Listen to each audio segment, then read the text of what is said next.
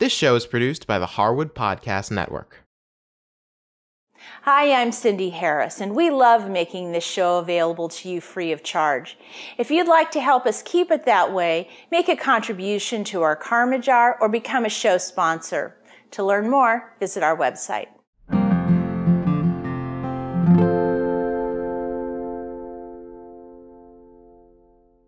Today I wanted to talk about some basic party planning strategies, and specifically creating areas in your home for that party that you're going to be giving. Now, when you're having a large gathering, there are going to be people standing all over the house, but I like to make sure to always have a little conversation area where people can actually sit down. For me, this always centers around my couch area. And what I've done here is I've created a little coffee table with a couple of wicker blocks and a glass tabletop. And then you can see I've brought some chairs in from another room. So this really does create kind of a conversation pit area. I always want to make sure to have some kind of appetizer or snack on this table as well. And that way when people are sitting here, they definitely have something that they can eat. So I will have either little bowls of nuts or pretzels, some cheese, a hot hors d'oeuvre, something like that, and always some beverage napkins right there for them to use. The next thing I look for is a place where I can have the wine bar. And in our home, we have a cabinet next to the entertainment center, which works perfectly. Now, because it is wood, I like to put something down on top because people are going to be pouring liquid and I don't want that on the wood. So I use some of these placemats. They're a cork placemat with a nice veneer top, and that protects the wood underneath. Then some of the things I like to put at the bar are definitely spaces for the wine. So you can see in the far left corner there, I've got some wine chillers, which are kind of an acrylic thing that you can put a bottle of cold wine in and it will keep it cold. So that's nice. And then for the red wine, I have these little wicker wine coasters so that the wine, you know, if it drips, it goes right onto that little coaster. I have a bottle opener if people bring beer. I have a wine opener. I make sure to have some beverage napkins there, an ice bucket. I like to always have a carafe of water, and I like to put a little sign on it that says water so people know that's what it is. And then I've got a nice big tray of glasses. Now, I like to use these little rustic short glasses because I find they don't tip as much, but this is where if you're going to use stemmed wine glasses, you would put those there. Now in the fall and winter months when it's really cold out, I also like to find an area in the house where I can set up a little station for some hot spiced cider. Now to keep your cider warm, there's a couple of options that I've used in the past. One is I have an electric wok and I can put that on and people can serve themselves, or you can use a crock pot. Either one works great. Now in this area, you'll definitely want to have some cups with some handles on them and some beverage napkins so people can help themselves. And if I'm thinking there's going to be a lot of people drinking cider, I may take some wine charms and put those on the handles of each cup. That way when people set them down, they remember which cup was theirs. Now the next thing I look for in my house is where I'm going to set up the buffet. And that usually is on the dining room table for me. So I make sure to get all the chairs out from around it, make sure that people can walk around it easily. And then I like to put a nice colorful tablecloth down and then look at some kind of a simple centerpiece. In this case, I used a big pumpkin. I had some leaves. I always like to have some little tea lights also. Again, you want to make sure that people, when they're reaching for things, are not going over a tea light, but it does bring a nice little bit of light to the buffet. Then once you've decided what you're going to serve, you're going to have to think about the serving pieces. And I always get that out and place it on my buffet so I can see and arrange where everything is going to be. Now you can see in this party I've got a combination of hot and cold things. For the cold things, I tend to use glass bowls because I like to be able to see what's in it. And for the trays, I tend to use stainless steel because if it's something warm I'm putting on there, the stainless helps keep it warm, but if it's something cool, it helps keep it cool, so that's handy.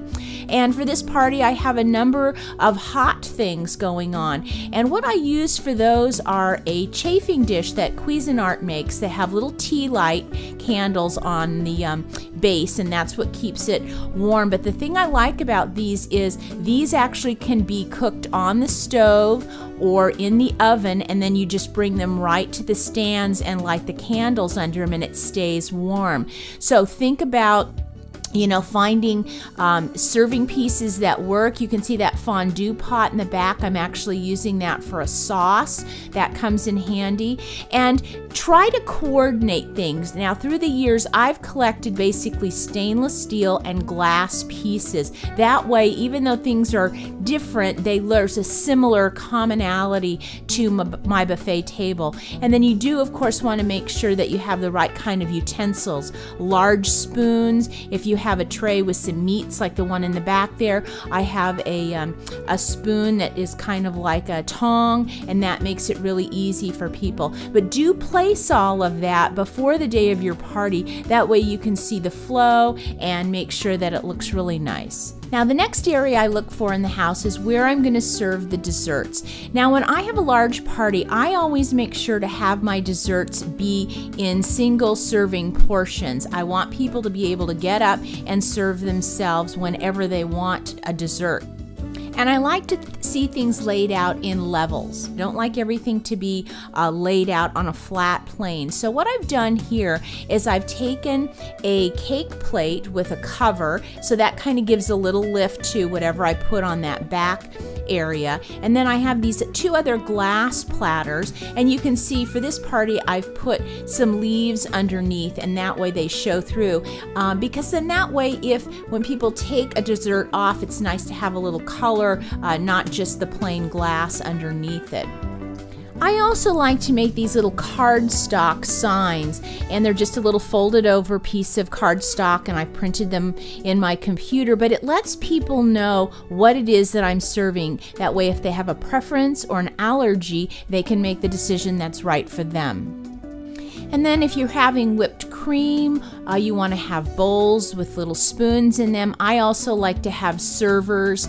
That way people aren't having to touch the squares or whatever it is that I'm serving. If it's a cookie or something, that's absolutely fine. They can pick that up. But anything that might be a little sticky or something, I like for them to be able to pick that up with a server.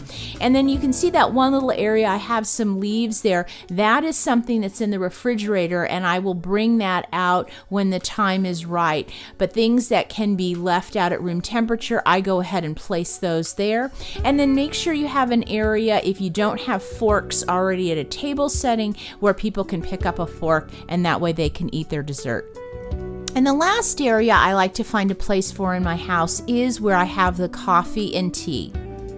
Now, in my home, I do have a machine where I can make cappuccino and tea for my family. So I have this area pretty much always set up. But when I have a party, I like to bring in a coffee maker in case people want drip coffee. And then I bring a pump pot in, which is what this thermos is off to the left, where I make hot tea. And then that way people can pour themselves some tea if they'd like, and I usually have a sign saying what flavor it is. Now at this station you always want to have some milk and sugar. You want to have some spoons so people can stir, and also some beverage napkins. Now the cups, if you don't have a cider area, you would want to set up the cups over here as well, but because at this party I had the cider area, I had the cups already placed, and so people could just pick one up and go and get themselves some coffee. So as you plan for your next party, look for a conversation area, a place where you can have a wine bar, and if it's cold, an area where you can serve cider, a place for your buffet, a dessert area, and a place for your coffee and tea. Now, I don't have a very big home, but I do make the most of the space that I have. And so a few days before my party, I clear out any extra furniture that I don't need, and I really start to look at some surface areas, whether they're countertops or cabinets, that can be used for these different areas that I've told you about today. Your goal when you have a party is to keep people moving. You don't want people to just come in and sit like in a restaurant. You want them to get up and move around. That way they're experiencing the space and they're talking to people as they go along their way. Well, I hope you'll keep in mind some of these tips when you plan your next party. And if you'd like, you can go to our website and go to the Easy Entertaining show notes, and I'll actually have them listed on that page for you to print up or to save on your computer. And as always, if you have any questions for me, please send me an email. I'll see you next time.